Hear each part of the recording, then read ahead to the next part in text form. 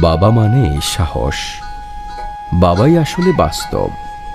হাসি খুশির জীবনে বাবাই মোদের রক্ষক, বাবাই মোদের সম্পদ। সব সংগ্রামের শ্রেষ্ঠা বাবার থেকেই তৈরি প্রতিটি জীবনের পৃষ্ঠা। পৃথিবীতে সবাই তোমাকে ভালোবাসবে। সেই ভালোবাসার মাঝে কোনো না কোনো প্রয়োজন লুকিয়ে থাকে। কিন্তু একজন ব্যক্তি কোনো প্রয়োজন ছাড়াই তোমাকে ভালোবাসবে, সে হলো বাবা। আমার বাবা আমার নায়ক ছিল। আমার যখন প্রয়োজন ছিল তখন তিনি আমার পক্ষে ছিলেন। তিনি আমার কথা শুনেছিলেন এবং আমাকে অনেক কিছু শিখিয়েছিলেন। তবে বেশিরভাগ ক্ষেত্রে তিনি অনুসরণীয় ছিলেন। বাবা দুই অক্ষরের শব্দ, যার অর্থ